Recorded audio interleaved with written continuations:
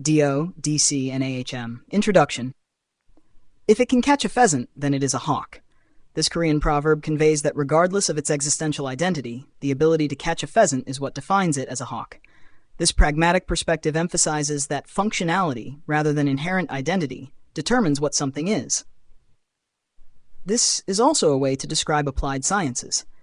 Nowadays, automotive engineering is said to be similar to creating computer applications, rather than being akin to traditional mechanical engineering. The concept of automotive engineering is being redefined according to new objectives. Similarly, medicine is also an applied science where it doesn't have a fixed identity, but is defined by any method that treats patients.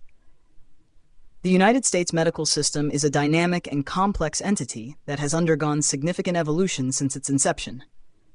The Flexner Report and its impact. The Flexner Report of 1910 stands out as a turning point that played a monumental role in shaping the medical landscape we see today. As we delve into this historical context, we explore the dichotomy between chiropractic and osteopathic practices and their respective journeys from the fringes to the mainstream.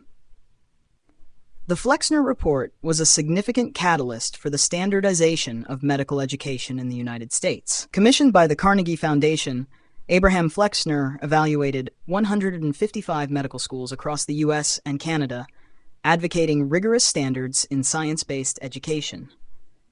In the aftermath of the report, many medical schools were closed due to their inability to meet these standards, including most chiropractic and homeopathic institutions. Chiropractic education, much like other alternative medical practices at the time, found itself at odds with the newly proposed standards. The profession was founded on principles that were considerably different from those of mainstream medicine. D.D. Palmer, the founder of chiropractic, proposed that subluxations, or misalignments of the spine, were the cause of most diseases.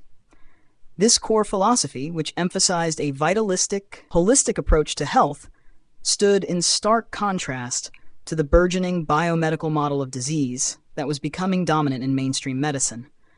Rather than adapting to the biomedical model, chiropractors chose to uphold their unique philosophical approach to health and disease.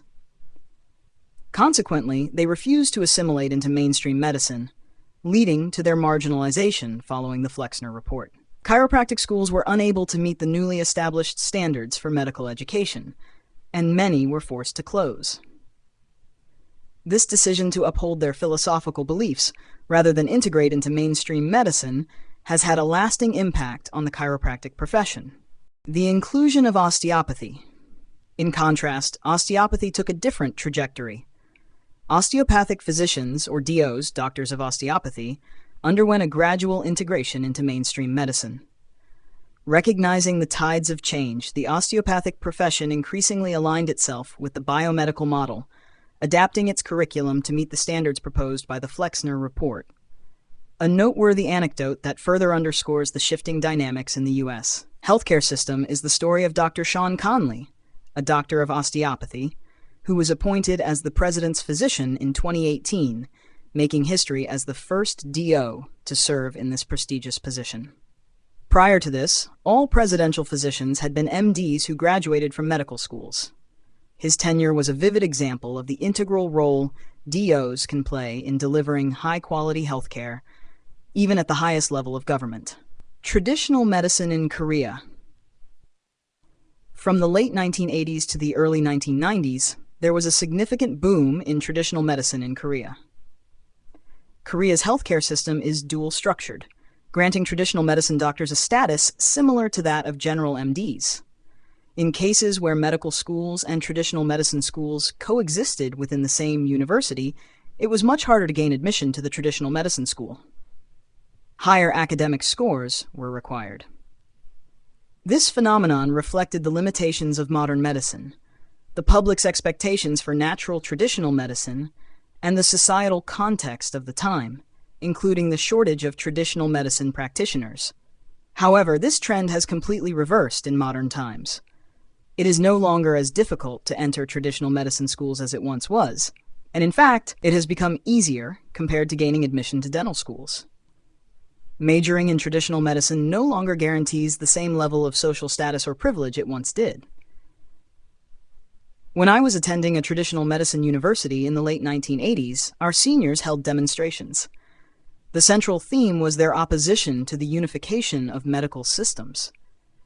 At that time, there was a prevailing argument across society that traditional and modern medicine should be combined into a single system, but the seniors believed that medical unification would lead to the obliteration of traditional medicine. The statement from a Korean traditional medicine organization strongly opposes the policy of medical integration, which aims to merge Korean traditional medicine into mainstream medicine. They emphasize the idea that merging the two types of medicine, which have entirely different origins and theoretical frameworks, would result in better medicine is a naive and ignorant notion. They compare this potential integration to the medical unification executed in Japan during the Meiji Restoration, a move that they argue effectively obliterated traditional Japanese medicine.